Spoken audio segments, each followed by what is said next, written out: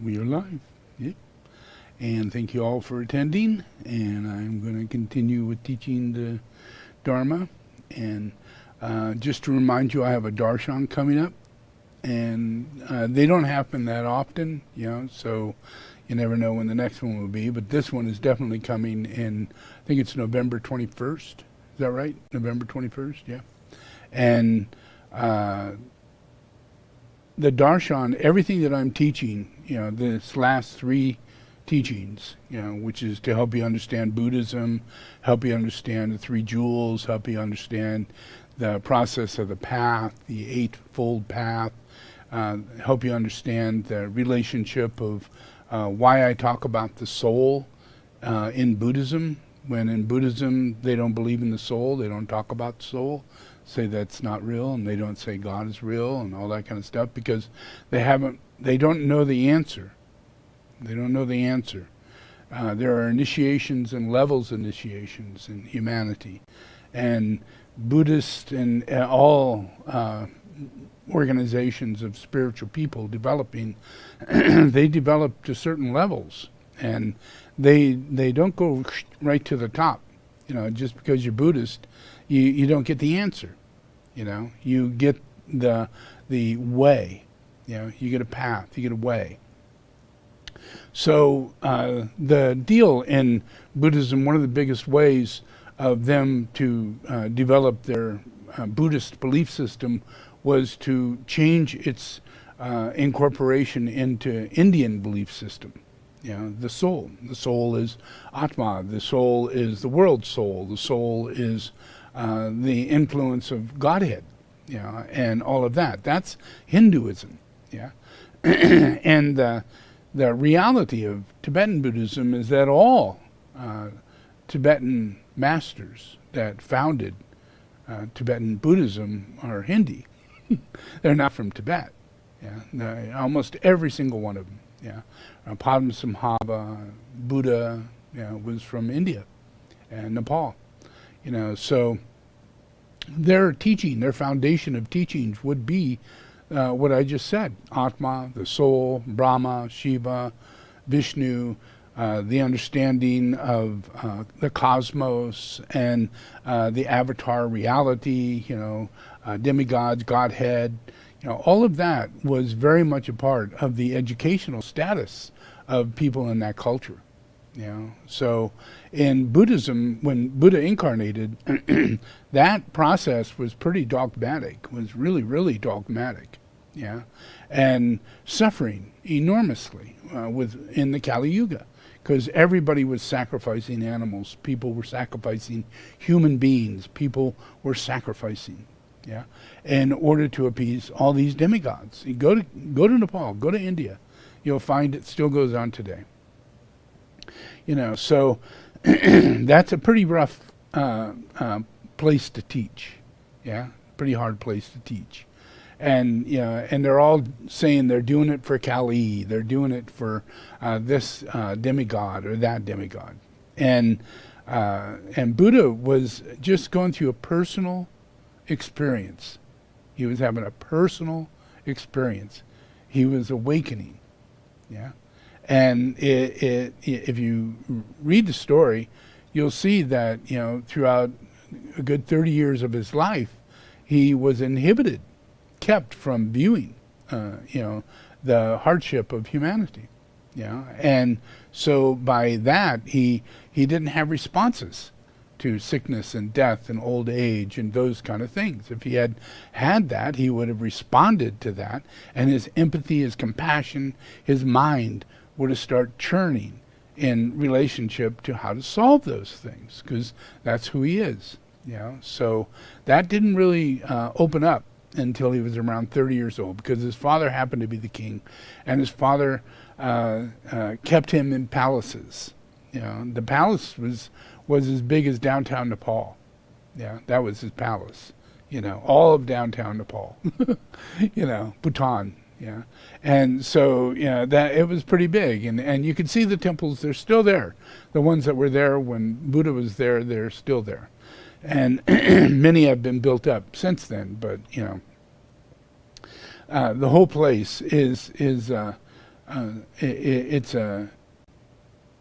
the king's palace, yeah, and his son was to not have any contact with poverty or any illness or anything, because he was really afraid of the fact that his son was spiritual, you know, that he wouldn't handle it the same way, and he needs him to be the king, so that the kingdom can have a king. Yeah, it was a very logical process, but it wasn't a real reality. Yeah, it wasn't going to happen. You know, so the process of Buddha was an awakening within himself. Yeah, his initiations.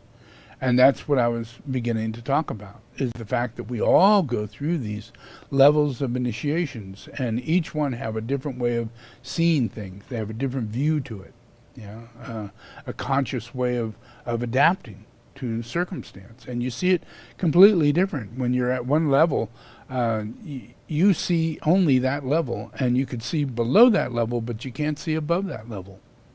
So you're stuck in the unknowing state. You're not in a knowing state. You're constantly in an unknowing state. Yeah. So that's consciousness. That's your consciousness. Yeah. So the process in Buddhism is that our consciousness, we're aware of the fact that our consciousness goes up by doing good karma.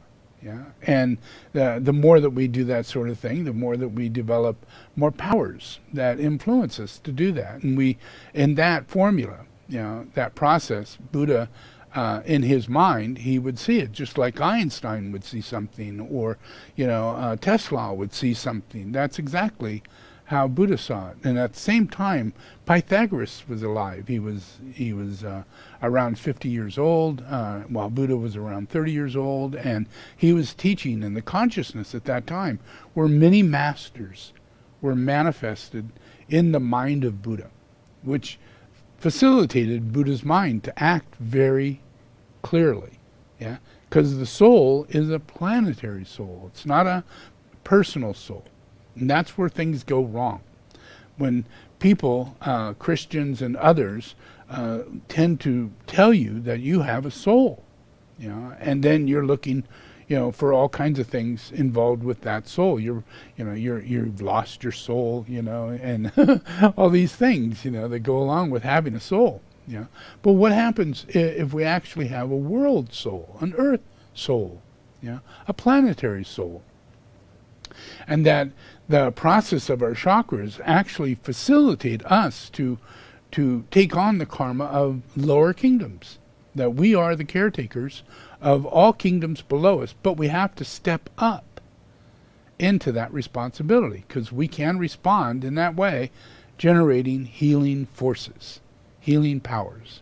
Yeah, and we don't know this, but Buddhas do, masters do, because they walk this process. They experience this process. They are transcended, and they witness their own revelation of having powers of healing and powers of transfiguration in life itself, just through your thought form, just through your meditation. You literally see things change around you that you're thinking about needing change. And you find they're the governing force. All the elementals are working with you, not for you, but with you. You're the one communicating for them. A central unified principle, a unified field that connects all spirits, all human spirit, animal spirits, plant spirit, all kingdoms. Yeah, and they actually facilitate to the human being, and it happens through the soul. Yeah, so that's difficult to explain in Christianity or in other places, and in Buddhism. If you, with my teaching, the way I teach it, is I teach from the point of the fact that the soul exists, that we are initiates from above down, not going from low up. Yeah, we're initiates from above down. Yeah, so it's God that's anointing us. Yeah, it's the teacher who anoints us. It's coming across other people who are like-minded but more evolved. And in some way they transmitted, and we picked it up, and through collective consciousness we pick it up and we grow. We become this higher and higher and higher and higher and higher and higher level of reality. So everything is connected inside that. That's why in Buddhism we say, raise up all sentient beings. How's that possible? You know, it's kind of like an idealistic concept, you know. But if you understand the science and you include the soul with this science, understanding the science of the soul, and include that in Buddhism, combine the two, yeah. Now I've got certificates. I've got really nice awards from the highest monasteries in Tibet as the person who brought this principle of soul therapy, yeah, and the use of the soul, and it works, and all of them meditate on it, yeah, all of them meditate on it, yeah. They go to the soul therapy centers. They have pyramids, yeah. The Rinpoches have pyramids. The monasteries have pyramids, yeah. It's all set in a way that they know that it's actually not just a pyramid, it's transmission. Yeah. So the reason why I speak of the soul is because I invoke it. I invoke it. Yeah. It's part of the monad. The monad expresses the soul. And the monad is the mind. And it has to express the soul. So that's why the teacher teaches of the soul. Yeah. Because that's really the only thing you got to teach about, is the soul, because you're coming down into people who don't have that. They think they have an individual soul, and they think that then they judge everybody as though they have, you know, superpowers, you know, of knowing the difference in personality and character and, you know, virtue and you know, all these things that make a person awesome, supposedly awesome, yeah. And in a lot of ways we think, oh, that's a soul. That's what that is. But it's not. It's not the soul, it's the monad. It's the monad that's doing that. Yeah? And what happens is that as time goes on, you know, and you learn this through the science of the masters, because the masters, there have to be enough masters to facilitate my teaching, so that the teaching goes through this process and they reach that level and they get through it and they pass through it, come out the other side, and they're still listening to teachings that go beyond the initiatory soul teachings that I give, which I give all the time. But those aren't the whole teachings.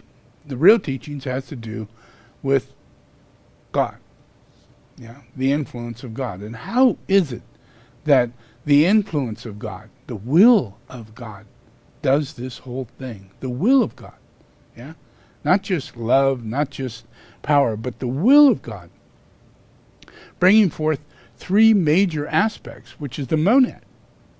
Changing our mind, changing our emotions, changing our physical form, literally changing our physical form, and having the ability to change our genetic stream, change how we look, how we think, who we are. You know, from body to body. You go from body to body. And I don't know if you've ever seen Doctor Who, but Doctor Who, when he dies and regenerates, he's a whole other person. And he joked by it at first, you know, because he goes, what the heck is this? Wow, it's a big nose. Oh my God, my hair's all the way down to here, you know. Gee, many Christmas, do I even have, what clothes is this? This is ridiculous. Yeah, but it's a whole different person. The characteristic, the whole thing changes, and that's monad. The whole theoretical theory behind Doctor Who is based on the principle behind the monads, not behind the process of Doctor Who or time travel or anything like that. It's behind God. You know, that it goes that high. That's an initiatory level of experience. A planetary logos, a solar logos, running around as a time traveler helping a planetary logos, who's learning that he's actually the planetary logos. That's Doctor Who. If you've ever watched the show, it's actually based on that. Yeah, you know. But those are all principles that are coming out of our planetary logos. These are dreams, ideas, feelings, expressions. It's coming from a singular being, and it's a mystery of a play that we're all in. Yeah, whether you're in a religion or whether you're in some kind of working out of a situation in life, you're all in a singular person's life, a singular person's life, and everybody's having a unified field experience. Yeah, and yet you can't see it because your teachers are telling you that either you don't have a soul doesn't exist, God doesn't exist, yeah, Or you do have a soul, but it's not your soul, or it is your soul, but you lost that soul. Yeah? And they don't really tell you how to get back. You know? They tell you, well, you don't get it back until after you die, because here you're a sinner. As long as you're in a physical body, you're a sinner. Well, that's Catholics and most of the Christians and people like that. They think that. Most Muslims, they think the same thing. You're a complete sinner. You're from cell to speech to hair to look to everything. You're a sinner. Yeah. Girly, you're a super sinner. Yeah. Cover that sucker up. Cover that up. You look like a sinner. You harlot. Yeah. I mean, that's a religion for you. That's a religion. Yeah? And it covers up their perversions. It covers up all their glamours. There are no teachers. No teachers. And yet, millions and billions of people are following Muslims. And millions of people are following Buddhists. And yet, the head guy says, yeah, well, there's no God, and we don't really kind of reincarnate most time. I don't feel like it next time, so I don't know. I don't think so. Wow, that's pretty confusing. Pretty confusing when the premise and the only hope that we have in existence is the fact that our soul is the thread between one life and another. And it's our entire consciousness. It's our entire life. It is just light. Just light. It doesn't have a body. It doesn't have a form. It doesn't have any concrete substance to it at all. Yeah, it's everything we think about when it comes down to the soul. Yeah, and it oversees us. It's in meditation 24/7. The soul.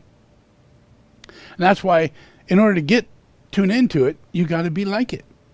Yeah, because as you grow up and become more like your soul, you find you're meditating more and more and more. Because you're soul infused. Yeah, you're incarnating your soul. Yeah. But what happens, is that it? Is it your soul? Is that it? No, it's not it. Yeah? Your soul leaves you after your third initiation. Yeah? After you've attained and cleared all your chakras to be in the right position, all perfectly in order. And now you're in the hierarchy. You're a member of the hierarchy. You're a third degree initiate, a member of the hierarchy, which means you're in the kingdom of the soul. You're in it. Now you are the body, the juice that serves all the vitality. Every ounce of vitality. Every single ounce of vitality. Not the sun, not food, not air, nothing. Yeah? It comes from prana. It comes from the soul. It comes from the hierarchy. Yeah? Yeah? So then that goes into humanity, but what goes into humanity is the releasing of their soul.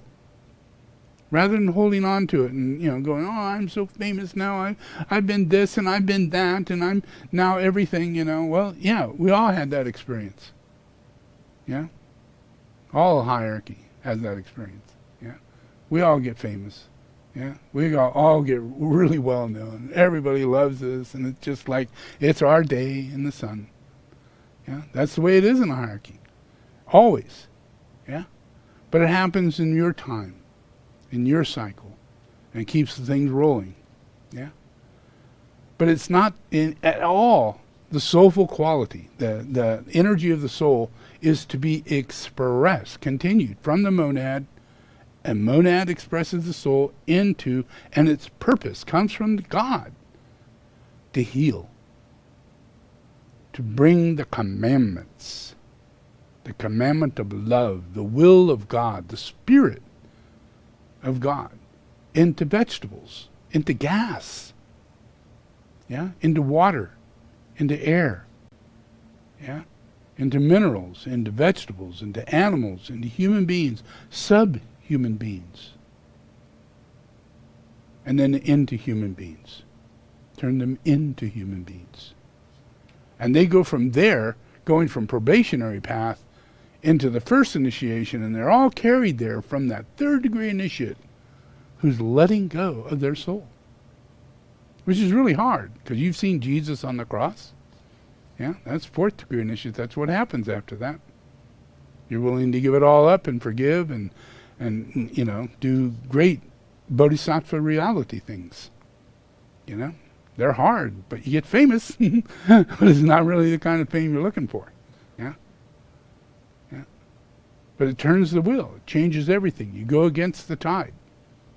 Yeah? Your light, the light from the monad, from God, comes into humanity, and humanity that you're standing from. Now there are all these Christians, now there are all these Buddhists, now there are all these people who receive the light at the time when that was in the body, in the emanating body of each master. Yeah? So when you get to the third initiation, that goes out, it goes in, it goes up. Yeah?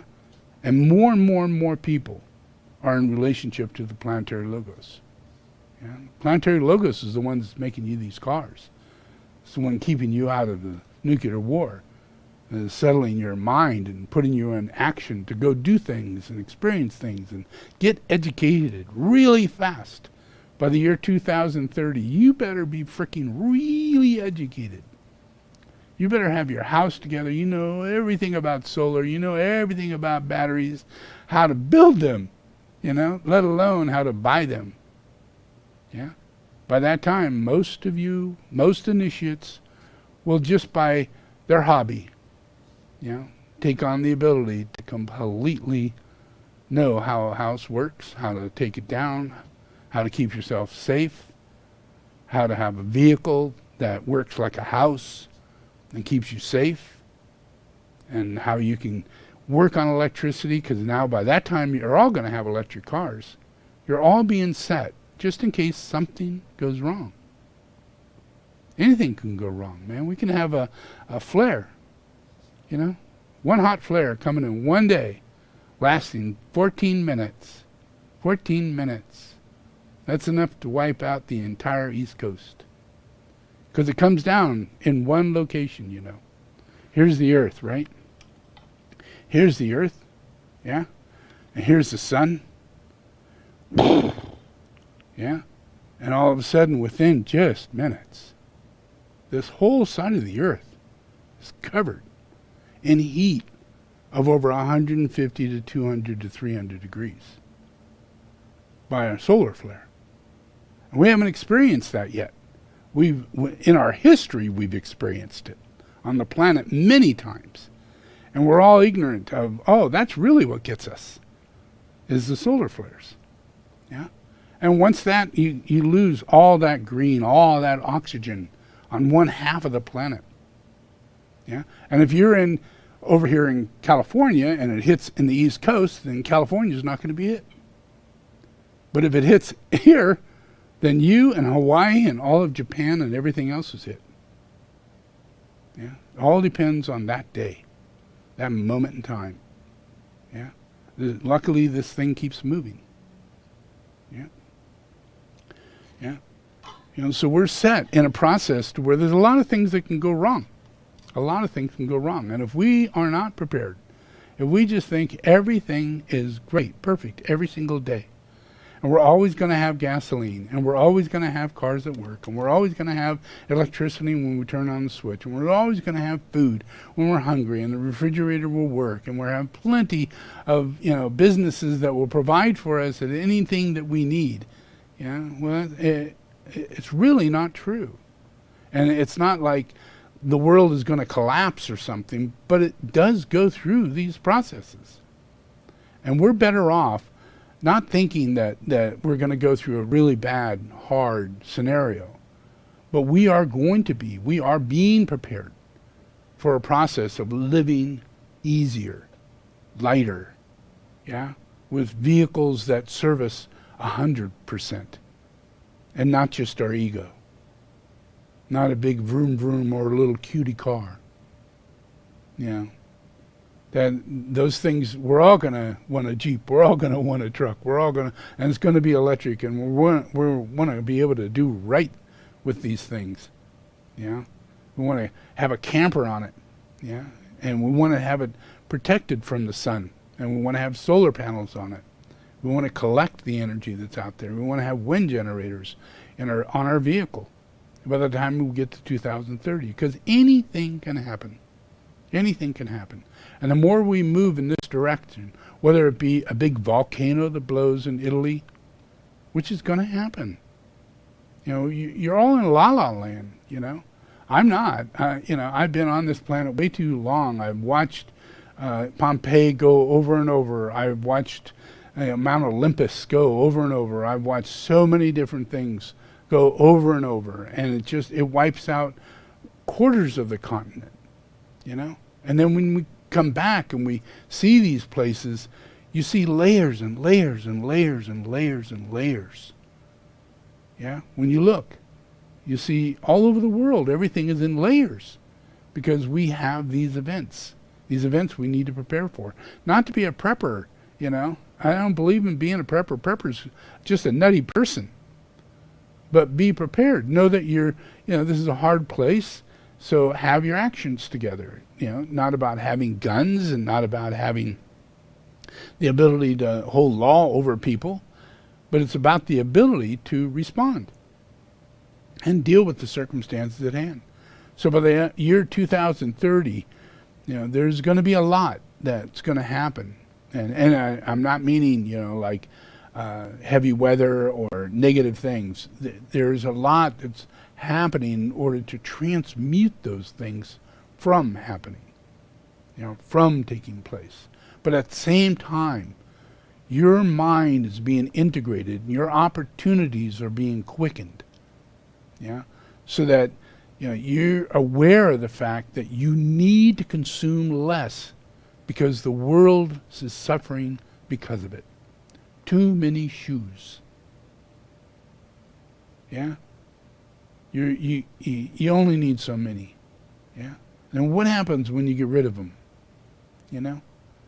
And all this consumption, the big supermarkets, the malls and everything, we're all going to slowly but surely just shut them down. We're not going to serve them. We're not going to go there and want anything. Amazon is going to shut down. And it's going to take quite a bit of time for it to happen. But it's just a matter of us slowing our consuming down. What we're consuming, what we think we need and why we think we need it. Spending more time meditating, spending more time eating like I try and get people to eat a carnivore diet. Well, I also try and get people to eat one meal a day, and fast, and that's not for economy. It's because it really is a very healthy way of living your life, but out of it, what comes out of it is a totally different world. And that's the outcome that's coming down, the influence that's coming down from the monad, that's inside the soul, that's permeating your being. That we're all getting a soul. We're all getting China, India, we're all getting electric cars. How's that possible? India's getting electric cars before we did. Really? China got a whole lot more electric cars before we did. Really? A whole lot. How's that possible? They didn't even have toilets. When I went there in 1995, they had no toilets. You had to squat, poop, piss, pee in drains. There were no toilets. People laughed at me. I had a truck that had a bucket with a toilet seat sitting on it, and I carried that with a plastic baggie and had a friend of mine help me dump it. I carried a black tank, my own toilet. And it, all through China, all through Tibet, I did this. And I had to have a truck follow me so that I'd have a toilet because no one figured anything out. The car I was in sucked. Everything sucked. And then when I got to my first place, there were no toilets. And I went, okay, we're stopping right here until we get another truck and a toilet. And we're bringing it. And everybody's like, are you kidding me? This is the first thing you're going to do? This is what you're going to do? I said, yeah, I'm going to change this. I'm going to fix this. This is crazy. So all of this, now China is like leading toilets. They got electric toilets that'll, squirt on you, clean your butt, do the whole thing, wipe you, dry you off, totally ecologically safe, holy mackerel, come on. When just a few years ago they had nothing. And that's the land of Buddhism. That's the land of Maitreya. If you see things from the left-hand spin all the time, you can only see it from there. But you can't see the ongoing work of the hierarchy. You can't see it. We are the past. We are the future. Everything else that's going on is samsara. And it is what it is. It sucks. It's very dangerous. It's going to destroy your earth. And we're a small group, and we die and we come back. It is what that is. It's not, you're on the bigger side. You're much more. Many, many, many, many, many, many more. Than my little tiny, I can fit us all in a building. So, and we're saving this planet. And we're radiating downward by doing pujas. So when I do the darshan, I'm going to include puja, and I'm going to have them printed up. And this is a Chenrezig Puja. And it's really cool. I've been doing this, I guess, since I was 31. I got this puja book, and it's very powerful, very, very powerful. And it's in English, so you don't have to do it in Tibetan. And the Chenrezig Puja that I do on CD is the same one.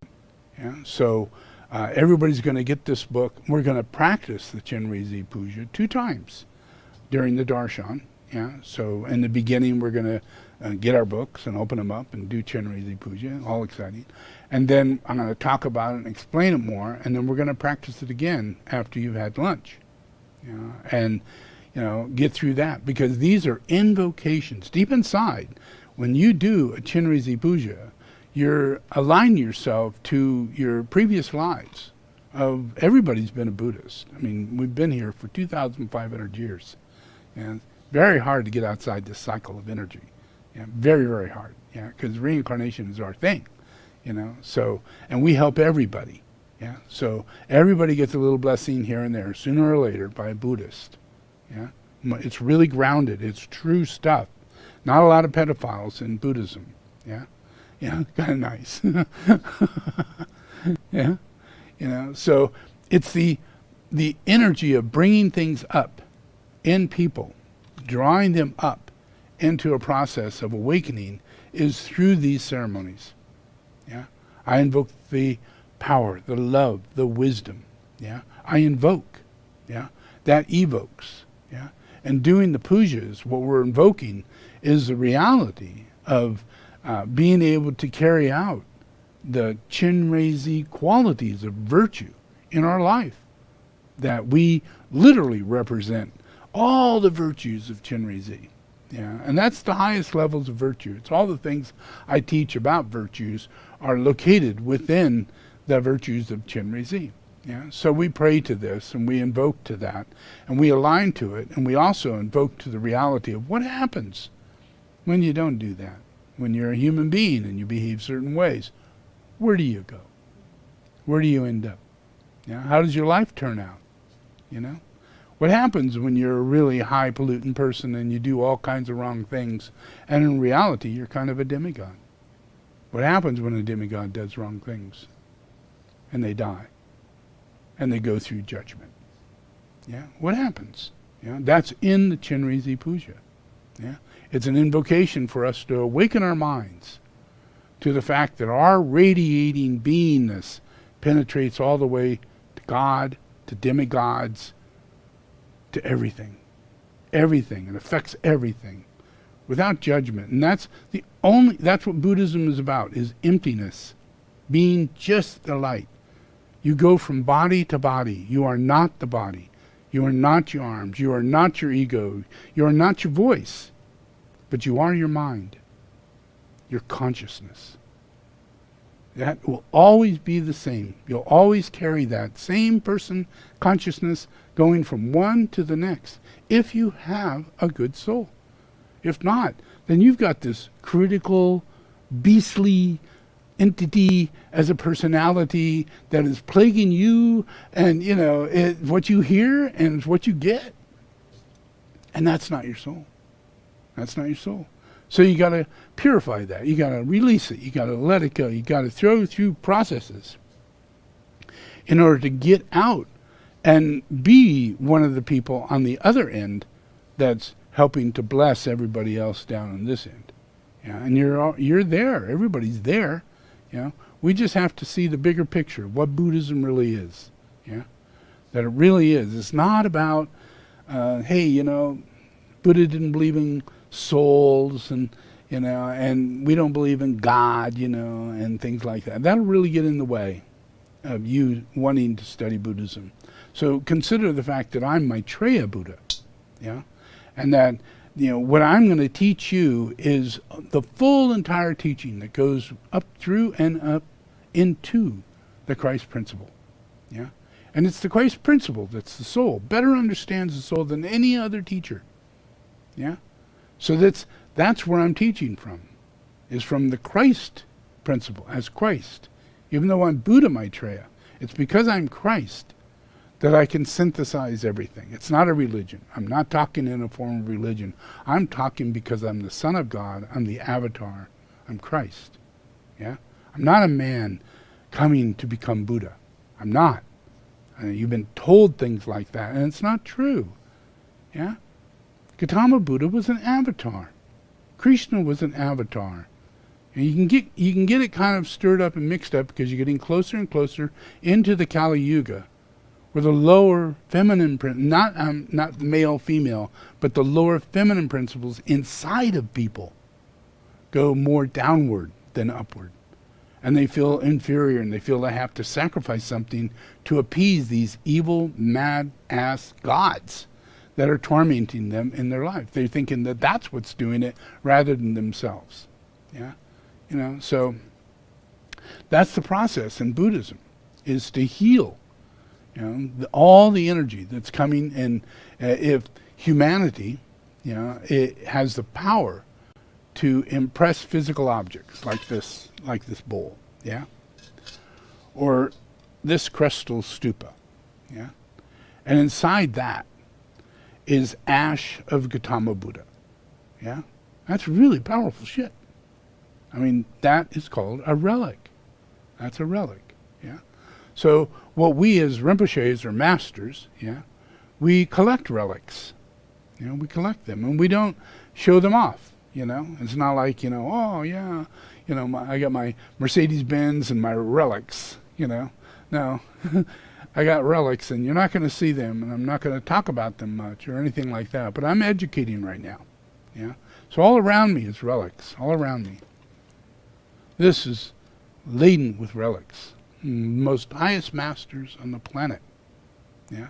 Relics.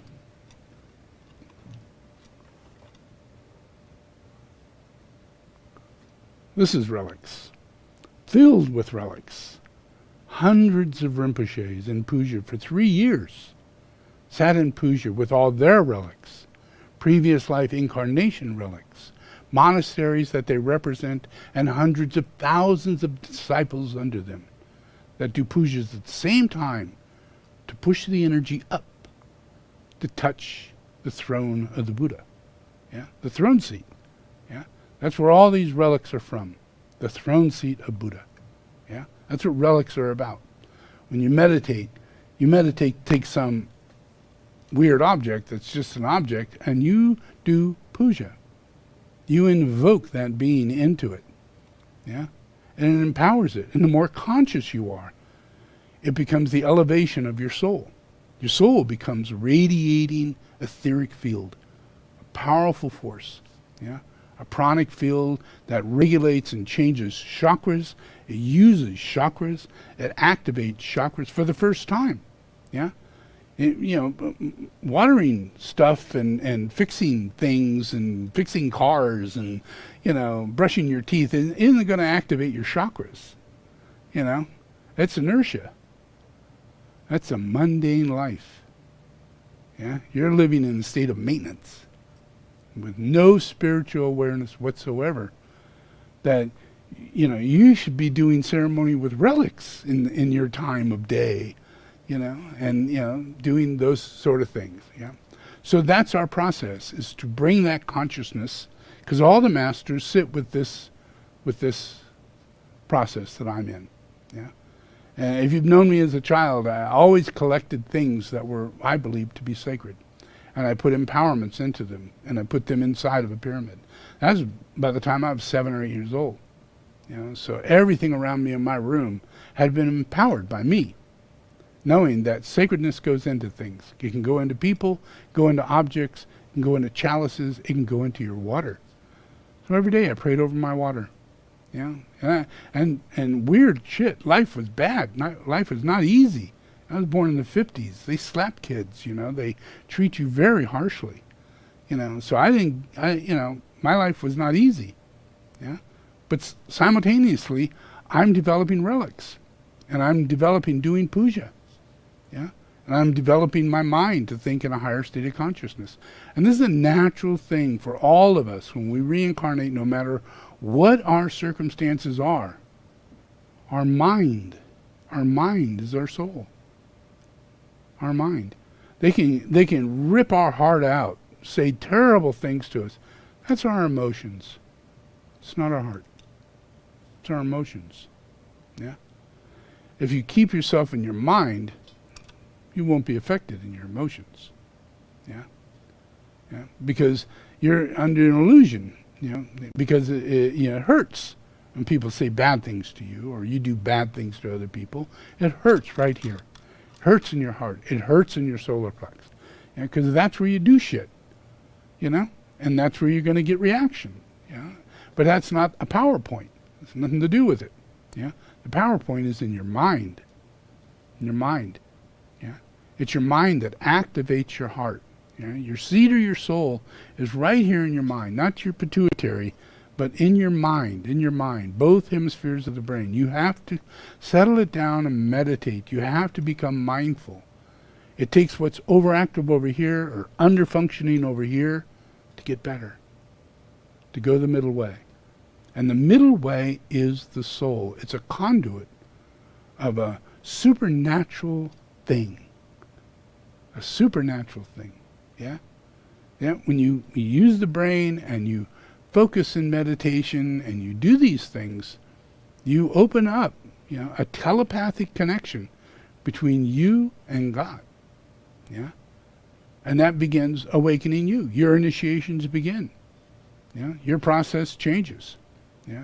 The soul, the collective body of the whole soul, not of people below you that you used to be stuck with, but people way above you. And the energy is pouring down like rain. Every day you're being cleansed from people who are higher than you, older than you, wiser than you. A hierarchy. It's constant going on. A soul that's constantly going on in constant meditation. That means it's got to be these hierarchical masters who are in constant meditation. That's where the soul's at. Does that make sense? You get a picture? It's important that you have a picture of what I'm talking about, because the process of trying to get people to understand, that we are being given a soul. It is grace itself that's doing it. It's the will of God that's doing it. It's hard work within the hierarchy and a lot of sacrifice within the hierarchy. A lot of sacrifice, and not something you just choose to sacrifice. It's more hardship comes on you as the light has to grow. And you don't know that this is in what way is this shit going to come down. But we lose all of Tibet, we lose our monasteries, we lose our structures, we lose our ability to meditate and pray and be together, and we end up in prison. And it went on for like 30 years. Panchen Lama, many of the highest Rinpoches, many of the oldest Lamas, all ended up in prison. And those are all the masters of wisdom that I knew.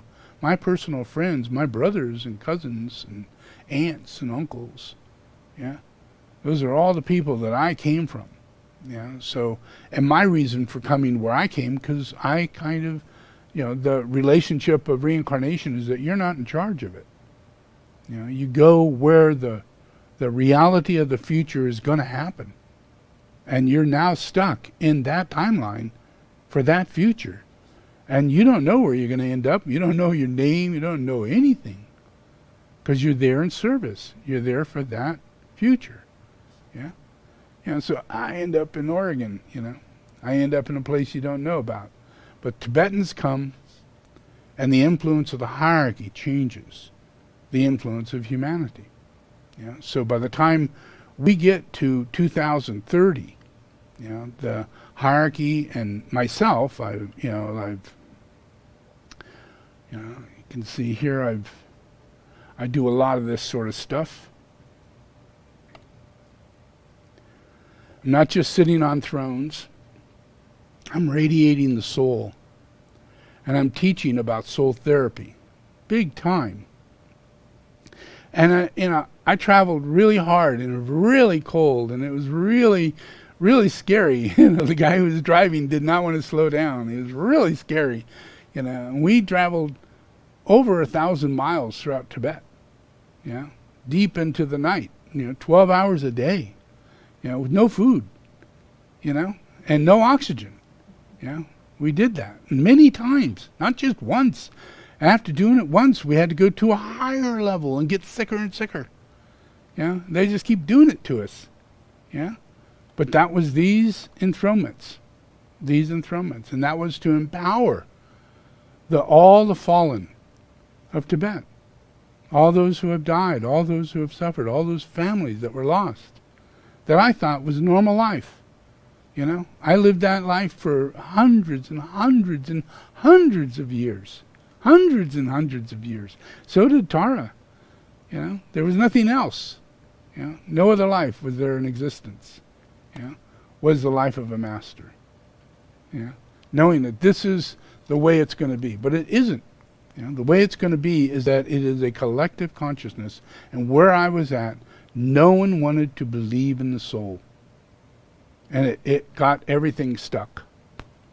Everything. Nothing went much further than the process of, certain dogmatic aspects of Tibetan Buddhism. To the point of Dalai Lama saying Dorje Chungden's wrong, and these teachings are wrong, and all those sort of things. So those are the influences inside of humanity. And when we're talking about a soul, it's a planetary soul. And for a planetary soul to receive its soul, to get a whole soul, have it come into a complete awakening, it requires the hierarchy to be at a certain place in time.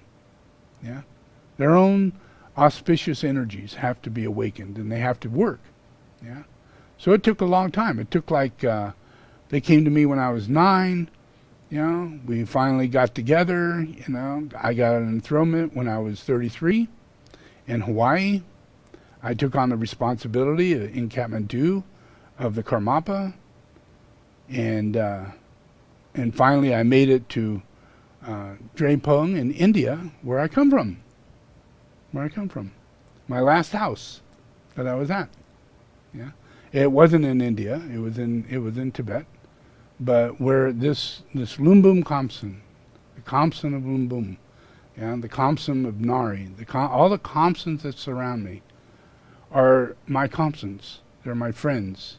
They're my students, my masters. They're the highest living beings on the planet, and they're so humble and they're so good. And they don't run away from India. They don't run away from the monasteries. They're still there. They do not go anywhere but there, because it's not safe. And this shows you, this is Lumbum Khamsin Drepung Gomang. And this is where, if you read this, it says, His Holiness Tuku Gawa Jampa Rinpoche has a long time relationship with us and all of Tibetan Buddhism and all of that and everything. And then it recognizes me as a member, a Tuku, from the Khamsin.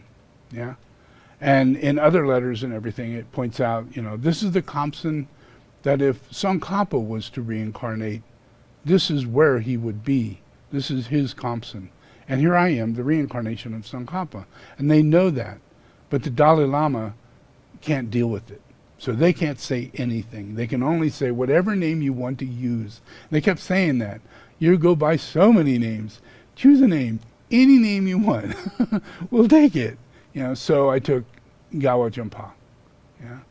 And So that, and then another, I think even in this one, it says that I took on the responsibility as the senior Rinpoche, who would be Tsongkhapa. So as Tsongkhapa,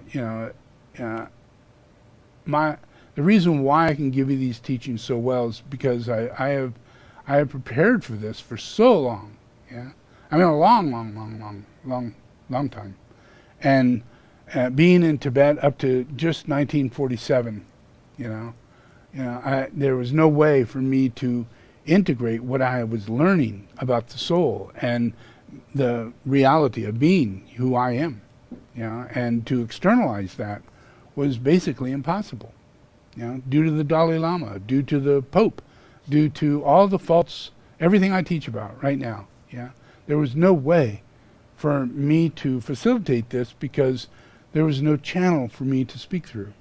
I couldn't really sit in a monastery unless the monastery, after a while, would get jealous and then try and kill me. It happened all the time. So, and I couldn't really teach because then thousands of people would surround me at all times. And I didn't have any privacy to meditate. And I meditate. I can't handle that. I'm a master. I live like a master. So that whole process, went on up to 1947. And all these masters that are in their highest initiation, some in their 5th, some in their 6th. Logan Tuku is a 5th degree initiate. And he'd been that for over 20 lives. He's going from a 4th to a 5th. And he established the first Tara monastery. He created the first Maitreya out of stone, manifesting out of a stone through his own pujas. That's how high of a being he is, because he comes from knowing me as Maitreya. In the future, he knows me, and I transmit through him, because we're all receiving from the future a timeline that comes from the coming of Buddhas. Each time they come, every cycle they come, there is this enormous blessing that comes into the timeline. And we're in that process. This is Maitreya timeline. This is a non-ending timeline. I don't think anybody understands what the Maitreya cycle means. It's not like, here comes Jesus and now we've had him and now he's gone. To better understand the teachings of Maitreya is to understand reincarnation and the hierarchy, and that you're getting a soul and you're going to end up in the hierarchy. There's a little video I'm going to show you.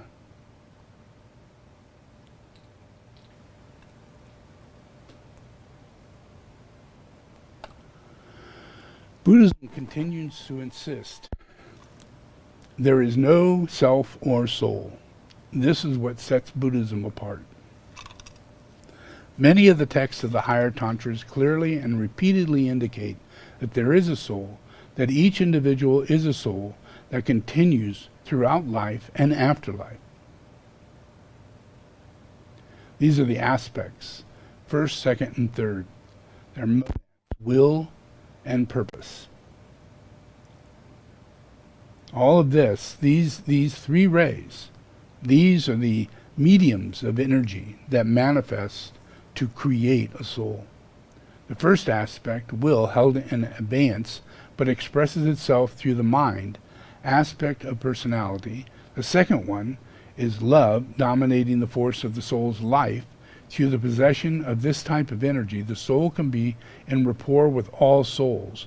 Through the emotional body, that means that we would have a destiny in life. We would get connected with everybody. We would meet people. We'd do things, Third ray gives us the intelligence, a threefold body, to bring that into thought form building, as a desire body, but it's not a conscious thing. The personality hides itself within itself as a cassette of hides the jewel. That is the point of the soul's light, which is to call the light into the head. This is found This involves an ability to know, to love, to participate in the plan of life, which has the power to include within its radius the consciousness not only of the sum total of the lives and consciousness of life of the logos of our planet. The vital body is the expression of the soul energy and has the following function. It unifies and links into one whole the sum total of all forms. It gives to every form its particular quality and the great symbol. The soul is the man, is his vital or etheric body for the following of his senses. It is the physical correspondence to the inner light body we call the soul body, the spiritual body. Its light quality, its rate of vibration, which synthesizes always with the development of the soul. Its coherent force, linking and connecting every part of the body. This enables the soul, or human, yet spiritual man, to be in rapport with his environment. This is carried forward through the medium of the entire nervous system and the force point of the activity of the brain. This is the seat of consciousness of receptivity. To produce eventually, through life and consciousness, a radiant activity or manifestation of glory, which will make of each human being a center of activity or distribution of light and attractive energy to others in the human kingdom, and through the human kingdom to the subhuman kingdoms. This microcosmic symbol of the soul not only underlies the entire physical structure and thus a symbol of the anima mundi, or the world soul, but is indivisible, coherent, and unified entity, therefore symbolizing the unity, the homogeneity of God. There is no separated organism in it. The coherent, unified body of light and energy is a symbol of the soul, and that it has within it 7 focal points. Here, I can actually pause that. Of the 2 blended energies is intensified, and these correspond to the 7 focal points in the solar system, wherein the solar logos, through the 7 planetary logi, focusing its energies. The point of this to be noted is simply that the symbolic nature of the etheric or vital body, for it is the understanding of nature and the energies displayed and the unified nature of the form and the work, that some idea as to the work of the soul, the middle principle in nature, can be grasped. So you got to consider that the soul is an empty reality. Yeah? It is a thought form. It is mind. It's not your hands, it's not your eyes, it's not your looks, it's not, who you think you are and what you experience. It's not that. Yeah? It is completely empty, filled with light, and it only carries consciousness with it.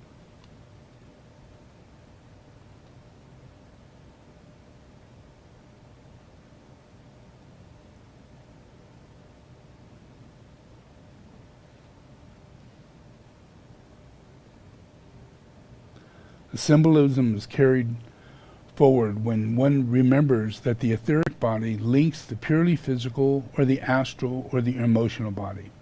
In this, it seems the reflection of the soul in man which links the 3 worlds, corresponding to the solid, liquid, gaseous aspects, strictly physical body of man, to the higher planes in the solar system, linking thus the mental to the Buddhaic, and the mind to the intuitional states of consciousness.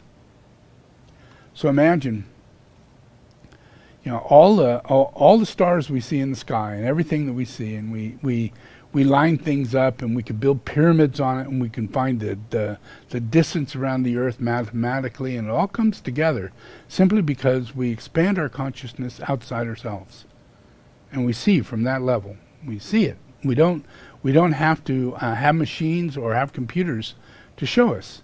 We don't need to fly high to see it. Our soul does this. It's intuitive.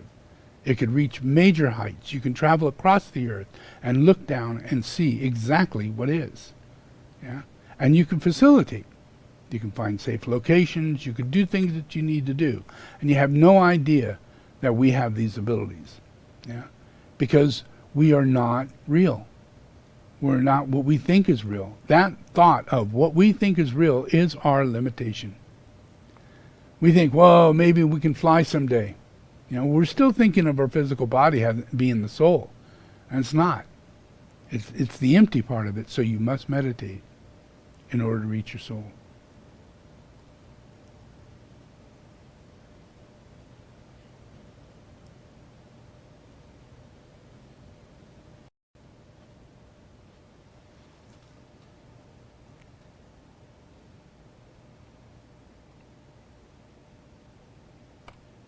Okay, well, that was good explanations. Yeah, those are esoteric teachings that are found in the 7 rays and principles behind the planetary logos, the solar logos, the making of the Buddhic plane, all that. There's a whole science of this kind of stuff. And the best I can do is help illustrate the bridge between the dogma of religion, that the words are used, Buddha is used, Arcana is used, all these things are used in what you read, what you'll find when you listen to a teacher and things like that. But then you're right at a wall. You're stuck at a wall. You can't see beyond it. You don't see the unity. If they say there's no soul, you kind of got to go with that. If they say, well, we don't believe in God, well, okay, I'm still sticking around. And that's kind of weird. It's kind of weird. So the influence is that in real true Buddhism, real true honest Buddhism, it has everything to do with God. Everything to do with God. And it has everything to do with the soul. It has everything to do with the process of illuminating, our life, to bring our life into different ways of consciousness. And that all happens from above down, not from bottom up. Because most things that we study, even if you go into Tibetan Buddhism, they'll teach you, you need to learn in this way, and you need to think Kundalini does this, and all these different things work like that. But it doesn't really work like that. The way it does work is that there is a great deal of outside blessings coming at us. Outside blessings. Whether it be a master or Jesus the Christ, God, all those things that live within the realm, and that beauty of God's grace, the glory of God, even though we're not privy to it, it's not on the news, it's not something we can knock on the door and just join, but it exists. And it requires hard work, and it's always found within the sainthood reality. Now, if you study in Buddhism, if you study the science, you'll see the science shows up. If you're a master as a Muslim, if you're a master as a Christian, if you're a master as a Hindi, whatever you are in your religion, you may be your mother, your father, your culture brought you to that, But that doesn't really stop you if you continue seeking through research, through study. Then you enter Buddhism. And you didn't even know it was happening. Just simply by activating your mind to seek God, know God, treasure God, find out more about the promises behind God's truth, rather than just the limited things of interpretation, because God's glorified, you should find out why. You should get that and feel that and sense that and then send that to others, because that's what your soul collects. Your soul collects God's grace that comes down on us. That's the Holy Spirit. Comes into our mind, gives us spiritual thoughts, reverence that comes into our solar plex and gives us let go of that. Don't be so hard on yourself. Relax. That's the Holy Spirit moving a person to do that. And it comes down on a person, not with judgment and criticism and vengeance. It comes down with compassion and empathy and a soft will. It is the will. It comes with the will, it comes with the love, it comes with the Holy Spirit. God comes like that. 3 qualities, 3 divine qualities. And each one of those qualities, they can come directly into us. They can become our mind, They can become our emotional body that gives us all the problems that we have, and they can become our physical body. Yeah? Our physical body becomes imbued with the etheric field. When that happens, we literally start communicating together, and we make agreements for the rest of our lives. Yeah? We all just communicate, and we're attracted magnetically, telepathically, unselfishly, because it's the Sangha. Yeah? And life starts moving in the direction in which, it needs to be fulfilled. Yeah? How you need to make your life work. Yeah? And then return. And how that next return is going to be substantial. Because there's hardly anything in the way. Yeah? Because it's all coming from above. And there's a plan from above. And we don't know that there's even a plan. Yeah? And when you get to the teacher keeps reminding you, trust me, there's a plan. It's working out of a plan. Let's keep going on this. Relax. Meditate. Mindfulness. Yeah? And that all is the process. Every religion, doesn't matter what our situation is, doesn't matter what your culture is, doesn't matter what your situation is, it is all about the mind. Yeah? So the seat of our bodhisattva, the seat of our soul, sits there, and it is awakening. Whether we, think we've taken the wrong train and, talk to the wrong people, and now we're cursed, and, life is all shit for us, I can't remember anything I did right that would put me in a good standing with God, kind of thing, but don't think of it like that. God is busy planning and not worrying about whether or not you're all prepared, whether or not you're already a saint or anything, because it doesn't come from this way. It doesn't come from all the money that you give. It doesn't come from being the kindest person on earth. You get some merit, but that's not what's going to get you in.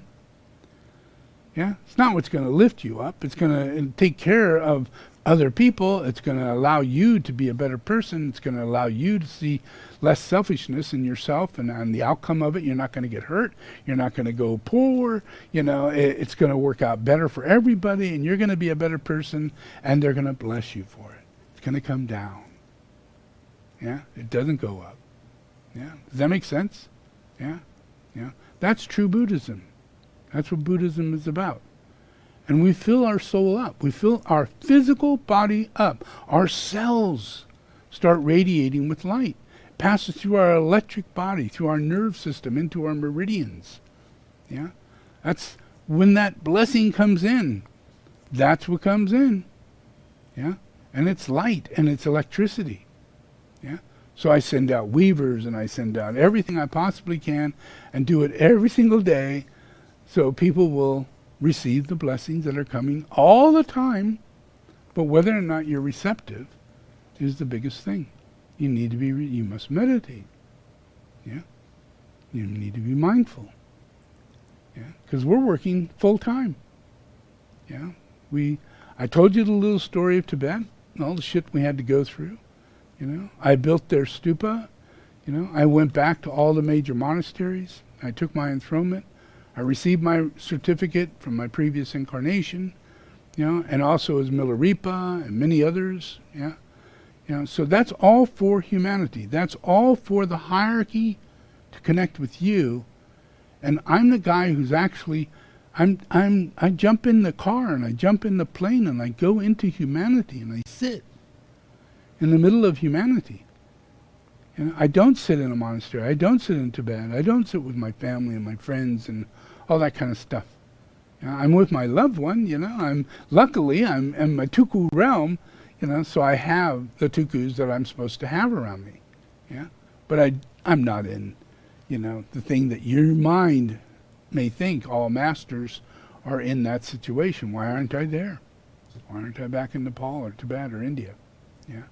The reason for that is because I'm bringing this energy in and transmitting this energy out in a grounded way, in a place that has sacredness but doesn't know it. This is a relic point. This United States has relics in it, hidden. that are so sacred, tens of thousands of years old, with the greatest of masters blessing this planet all throughout the Grand Canyon and many other locations everywhere throughout the United States, all been blessed. Yeah. And it's just there, just vibrating there. Yeah.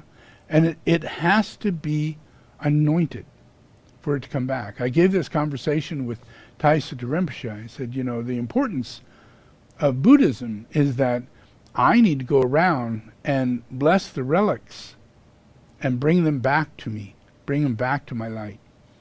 And then everything will go back into the monasteries and all the dharma will be protected.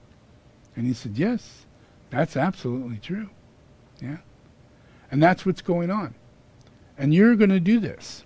Humanity's going to do this. You're not going to become researchers looking for relics, but you're going to be intuitively guided to go to a darshan in India or receive a blessing that's coming in through a vajra or an etheric weaver or something of that nature. And allow yourself to receive blessings even though you're not in a location that you think you should be receiving blessings, but you are. Because I've set up a way to get these things out and awaken enormous numbers of people simultaneously. Yeah. And change the elemental process below them. Because no one knows that as a Buddhist, and since your teacher is Buddha, and you don't know that you're my student, hundreds and hundreds and hundreds and hundreds of thousands of people out there, all having a weaver going, oh yeah, I save my dog, I save my mom, I save my kitty, oh, I love my weaver, all that kind of stuff. Yeah, they're all getting blessed like crazy. And they have no idea that every time they do that, they're bringing Christ into these people. And when they die, they reincarnate as a disciple of Christ.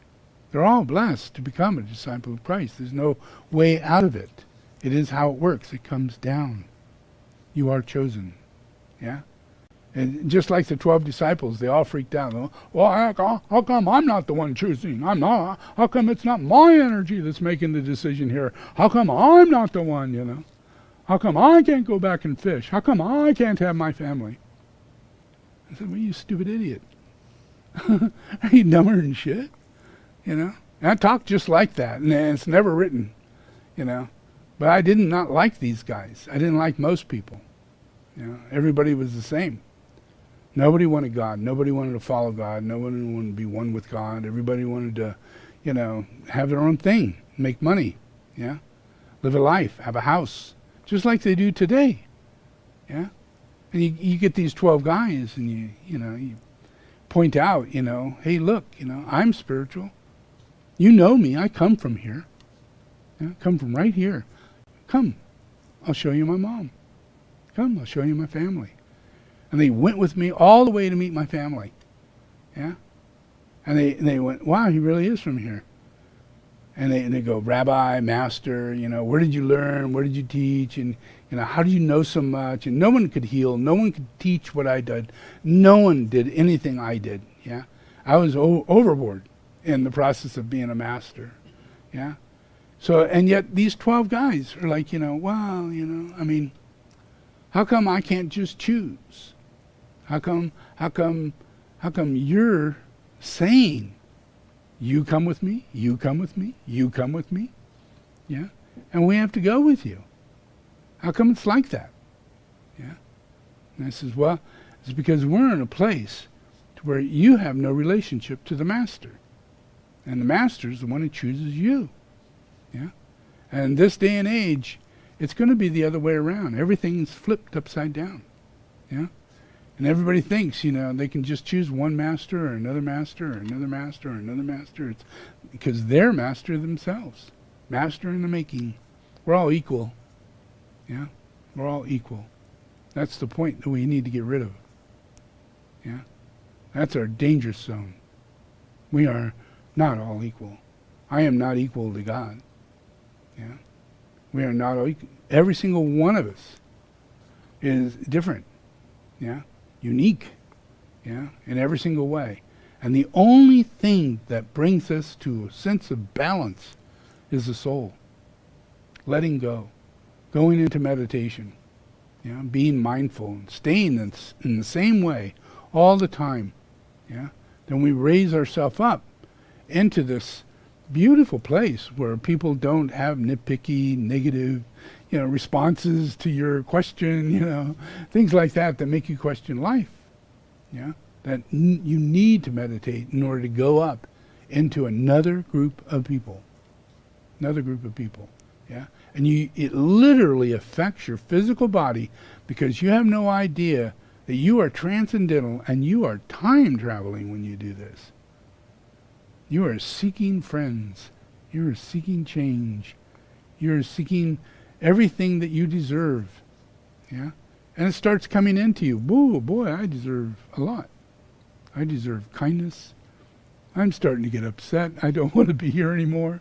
It's starting to really make me feel really, And then it's the light coming in, pouring into the person, helping them to disengage their solar plex and disengage the things that they've committed to.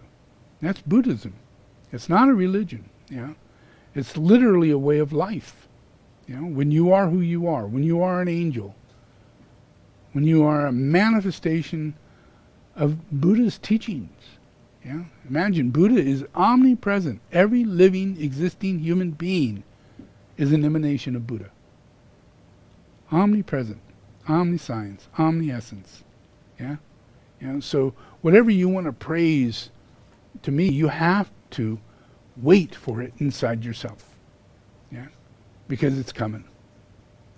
That energy is there, and that unified reality is there, and your ability to let go of things that are so dangerous to your outcome, to 10 years from now, 5 years from now, 15 years from now. You must make decisions every single day for the right turn and that all comes from the Holy Spirit, and you need to make sure you are expressing the Holy Spirit. If you express the evil spirit and you don't know it, because the evil spirit won't let you know it. It conjures up your solar plex, and it conjures up your lower mind, and you're at it. Just comes right out. So you everything to be a master is to control the elements. Controlling elements. Fostering your communication with breaking away from divas and aligning to devas. Breaking away from fallen angels and aligning to angels who are ascended. And there are thousands of ascending angels every single day. Every single day. There are more and more angels going from having fallen and living in a horrible life and destitute and no way out of it, that slowly but surely they're sending back into their angelic grace. And their mind. The first thing that clears is the insanity in their mind, their lifestyle, the way that they think the life is, the view, all of that. The soul takes all that away. And it just completely brings a clear view. And that's so refreshing.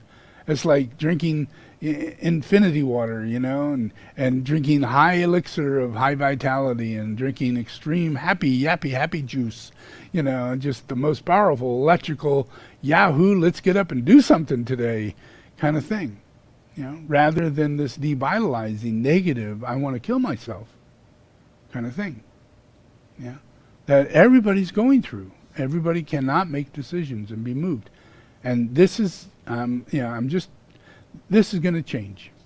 So this darshan is to help move us into this process, where I'm going to give you more pujas, and I'm going to seek out to many of the Rinpoches and Drepung that do the pujas, go to the retreats, the 3-year retreats and everything. They create these really wonderful relics, and those who are really committed, and want to put together their seat, a place of meditation, a place where their relics sit, a place where they have a little bowl like this that I recommend. I'm not out selling bowls. I just want you to have the right things, and get what you are meant to get from things. So when we move through this, This is going to make a big difference in imagine between now and the year 2030, as pujas make a big difference in people's lives. But if the Sangha begins doing puja, like this darshan is going to be one of the first darshans of about, I think it's 175 people will be attending this darshan. That's a lot of people, in compared to, 2 years ago, it'd be 60 people, and a year ago it would be 75 people, and that's really pushing it, and everybody's getting a nervous wreck and about ready to pull their hair out, trying to figure out how to make this happen, and then I just kept pushing it and just saying, no, now you need to do 100. Now you need to do 110. Now you need to do 125. Because it's not anything to do with the people. It's all a phenomenon. Yeah, it's magic. It's magic. Which side are you on? Yeah, we can move this slowly, and it will come into fruition, and then, bam, it'll break like a dam. Yeah, but the process is to get past that non-Buddhist script, of fear of accomplishment, of fear of failure, fear of this and that, or that's too much, or all those kind of things. Those are things that bring the fourth ray into the brow, and that affects the group, the whole group, and that means the people who would go to the darshan. It stops them right in their pants. It makes it harder and harder and harder, and yet, you're supposed to be the one helping to support them to get to the darshan, but you're not in that place. Yeah. So when we get to that place, when we get more and more and more to that place, we'll see more and more and more people coming. Yeah. But it just takes those pujas. So I'm going to offer to give these ceremony pujas, and then after that, every 3 months, we gather back together again, and we focus on the 5 dhyana Buddhas, and we do pujas that align to the 5 dhyana pujas. Yeah, that's going to be the darshan after this one. This one is the one where we're going to focus on the puja of Chenrezig, better understand Chenrezig Puja, better understand Buddhism and reincarnation, better understand the outcome if you don't do the right things. There are real, and there is real results that come out of it, and you don't want to go there, and we can avoid that. Yeah, and we can do the same thing while we're alive, because while we're alive, we can transcend one level of hell into a higher level of heaven while we're alive. Yeah, and if you do that, that's a real accomplishment. You get an A+. Just keep moving, because that's what we're here for, is to take away all of our inferiority complex, all of it, everything from this throat down. Yeah. It talks to you, it says shit, it does things. Don't let it be that. Get that fifth ray back up here and meditate and be mindful and let both sides of the hemisphere radiate the blessing coming from the hierarchy. And there are hundreds of thousands of hierarchy in your members. Anybody I'm talking to is a member of the Sangha who is just in process of reawakening their position in the hierarchy. At this stage in time, the process, it used to be that in order to be blessed by the hierarchy, you had to attain the 3rd initiation, and that you were on your own for the first 2 initiations, which is where all the false teachers came out of. All false teachers, black magicians, people, false presidents, kings, everybody came out of those first 2 initiations that didn't make it. And they all fell to the left-hand side, used their ego and witchcraft and wizardry and greed and corruption, their powers of charisma to get people to vote for them, to follow them, to do what they wanted to be done. Yeah, so that's a lunar lord. Present and right there in front of us. Yeah, so that's the way it used to be, but it's not anymore. I closed that door personally. Closed it personally in 1947. Yeah, I ended that sucker. Yeah. And we changed it over into the process to where now the focus is in lesser lunar lords that incarnate in greed and wealth and manipulation of many different ways. But they're mainly people who are reincarnating from this very area that we just ended. Ending Hitler, ending Mussolini, ending these guys. Now what happens? Do they get to go reincarnate and do anything similar to what they did before? No, Not at all. Not at all. Not at all. So all they get is everything they want, like a candy store. Everything they want. Yes. In order for them to think they're free. We did it. We brought hell to earth. And they love us. And Hitler, Michael Jackson, oh, they love me, they love me, they love me, everybody loves me, the kids love me, look at those little boys, I love those boys. Yeah. And Mussolini comes, oh, they love me, I'm president, I'm the world ruler, everybody loves me. And he's in a candy store. Yeah? Because of Buddhism, folks. Because of Buddhism. That's judgment. And it's not to cause anybody any harm. It did the opposite. It gave them a candy store. It put them in a playpen where they can't do anybody any harm. They just get real greedy and buy you little yachts, and buy you mansions and have bad karma with people. They rape, they molest, they do all those things, and they're going to do those things whether or not they are Hitler and Mussolini or they are the people we put in the candy store. Yeah, people that we caught. And we put them all in the same place. They all knew each other. Hitler was a real close friend to Mussolini, and so was Michael Jackson and Trump. Very close friends. They hung out all the time. They loved hanging out. Yeah. Yeah, it's amazing. So there is this is an illusion, people. This whole thing is a cleanup. It's an evolutionary process. It's created through the thought of God. Yeah? It is manifested in a willful way as a plan. Yeah? And there's no way of describing the plan, but I can give you an idea that it's going to manifest in ways that you cannot imagine. And they're good. They're good. They unfold in ways that allows us to step away. Like right now, we're thinking, how are we going to get away from rockets creating nuclear war like we have North Korea? How are we going to stop that? That is a problem, Yeah. How are we going to stop earthquakes coming out from Yosemite and Yellowstone and Italy? How are we going to stop that? Because they're inevitable and they're over 100 years late. So they're bound to come. What are we going to do? No one asked that question. Oh, what about all the processes of the greenhouse effect and all the things that are going on there? Yeah, we want to change that. We'd like to do something about that. Yeah. But then you get Trump and the Russians and the Chinese say, well, no, I'll tell you, now that Trump came out and said he doesn't want to do it, we don't feel we have to say we want to do it.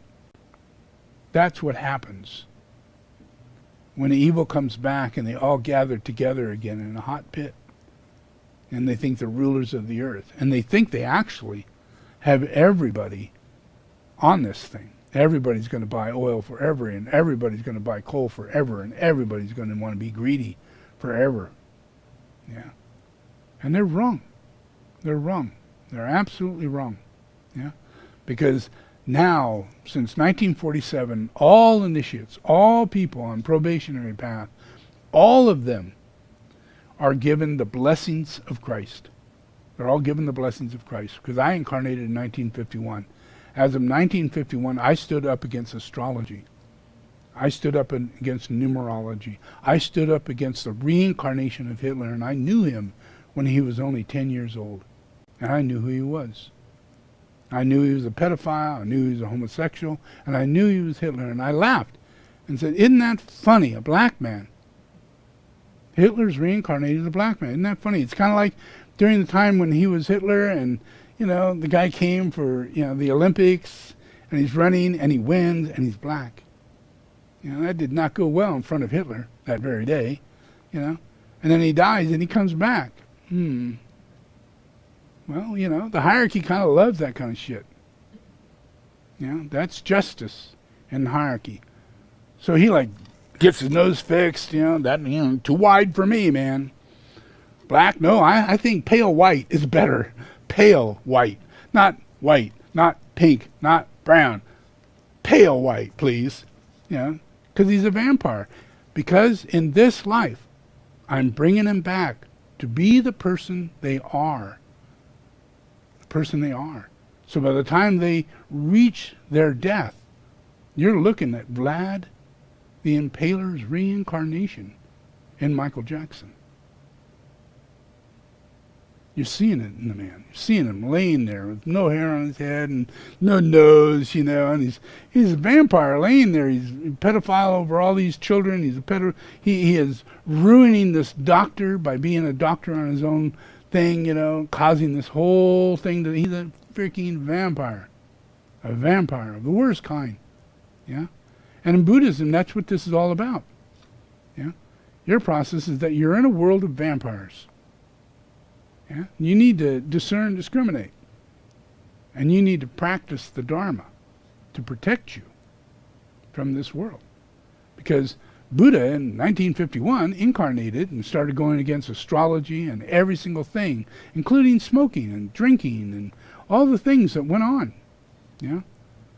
Lying between people, how women would talk about things about men, and yet the men never did it. And men would talk about things about women, and yet those things never really happened. They're all just grandiose bullshit lies. Yeah, and it ruined everybody's life, ruined everybody's relationships. And I stood against that. Yeah, all the way through, up to today.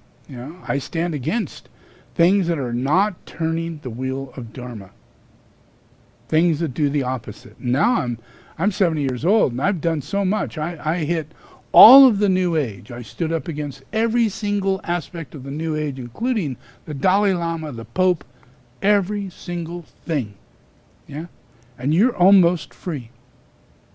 You're almost free. Now I'm at the edge in the process of taking these people out of their bodies. Time is up. Time is up. Guess what? Tomorrow's the day. Bye-bye. I had nothing to do with it. Everybody's got a birthday. Everybody's got a day of death. Everybody. It's just the way it is. Yeah? And you can relax on that because we reincarnate. But when you're the devil, when you're in these people's shoes, just imagine how they came back and how they're going through what they're going through now. They're being judged for the first time in existence. Michael Jackson was put into court several times. Even though he wasn't prosecuted, he was persecuted. Yeah? That's all you got to do against the devil. If you can get up enough light into the world to persecute the devil in open public forum, the light has shined so much, the world is clear. The world is free. There's nothing can go wrong now. Yeah? And that's what's going on. Yeah? And war is happening. Yeah? And the battle is on.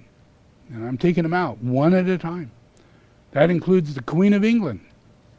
Not a bad person, but not the person she thinks she is. Yeah? Or any other place where we have the glamours that destroy through dictatorship and tyranny and all the things that go on that actually are not dharma. And everything is, by law, in destiny, everything is meant to be in dharma. Everything is meant to be in a place where we care, we share, we love each other, we know we're each other's brothers and sisters. There is no such thing as a king and a queen. And that's about as crazy as fantasy as you can possibly imagine. Maybe in a fairy tale book, but my God, not here on the street. Because it's the king without clothes. There is no such a thing, folk. Does that make sense? Masters are masters. Saints are saints. We need to move and walk in those directions. Yeah? And dispel the glamours. Dispel the glamours. Yep. All right. So, held my little thing doing this puja. Okay, so now we're going to do the invocation of the alignment of the seven rays. All right?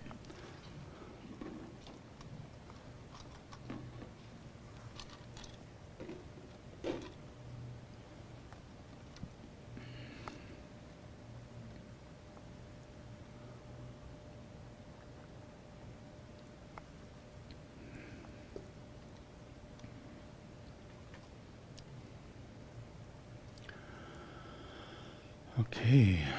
Okay, we'll do the invocation. I invoke the power, the love, and the wisdom. Okay, just repeat after me. I invoke the power, the love, and the wisdom of my ashram, soul, and monad.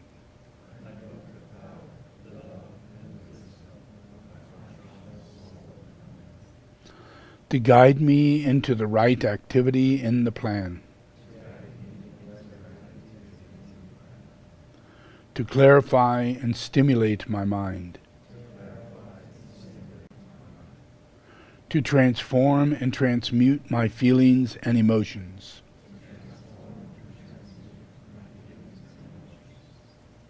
To energize and vitalize and heal my physical and etheric body.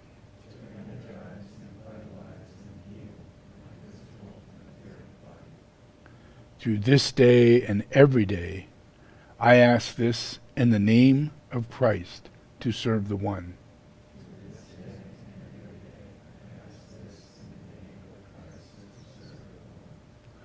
All in the name of the Father, the Son, and the Holy Spirit. Amen.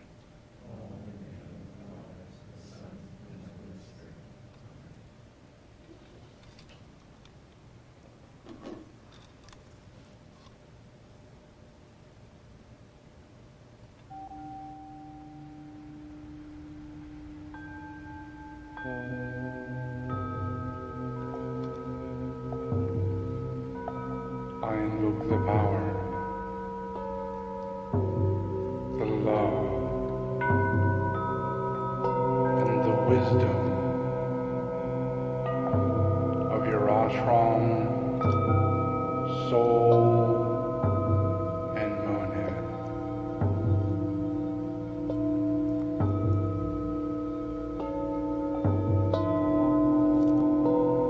To guide you into the right activity in the plan.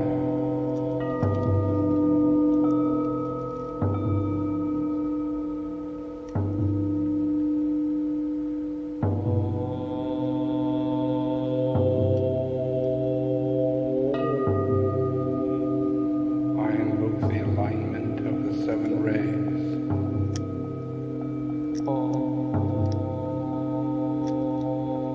To your 7 chakras.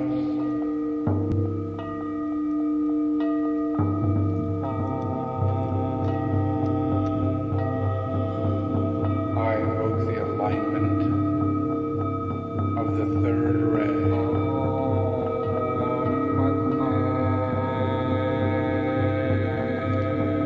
Okay, take a deep breath to your throat center.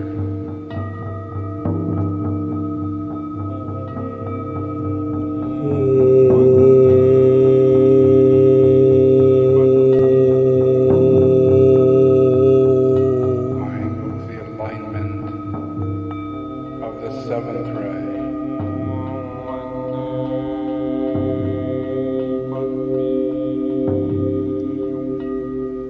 To your sacral center.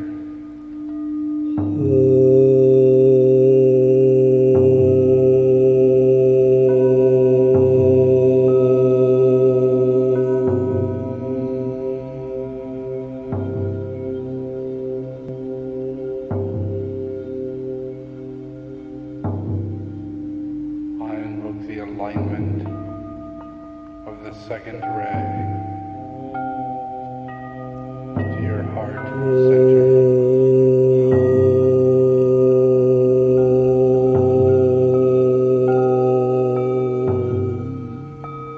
I invoke the alignment of the 6th ray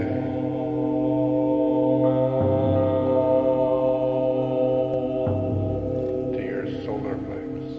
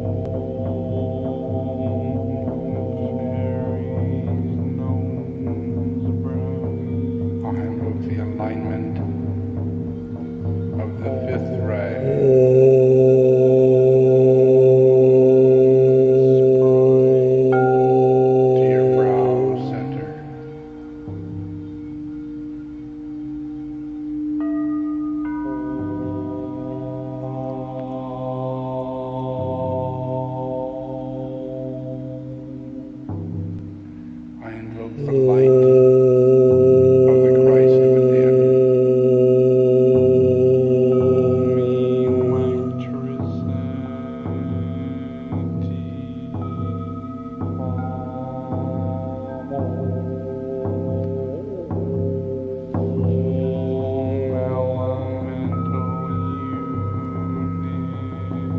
I invoke the nature of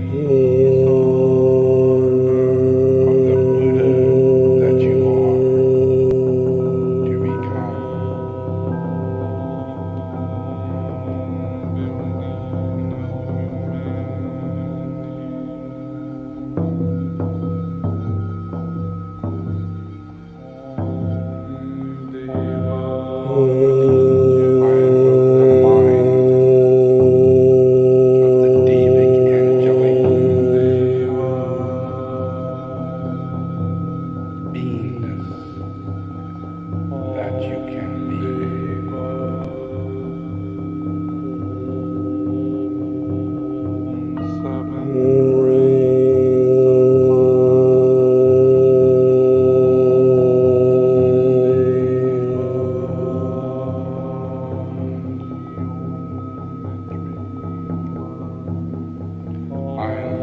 Celestial spheres, the sounds of heaven,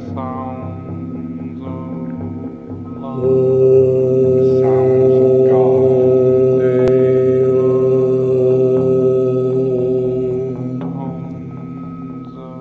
the song of love.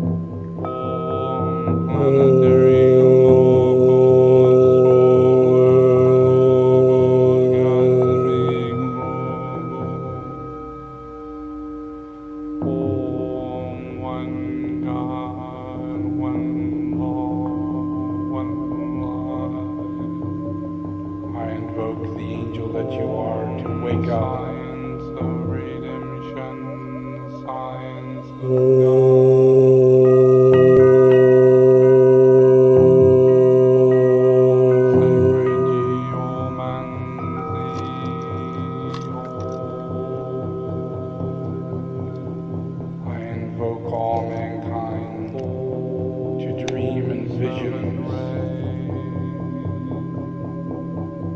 to awaken,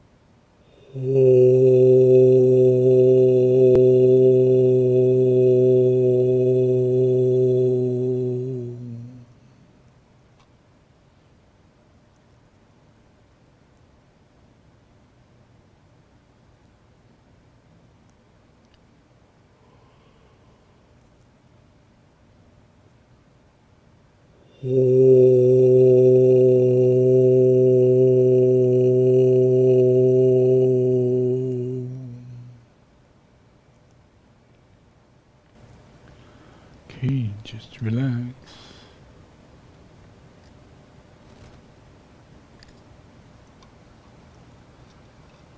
You can open your eyes. Look around.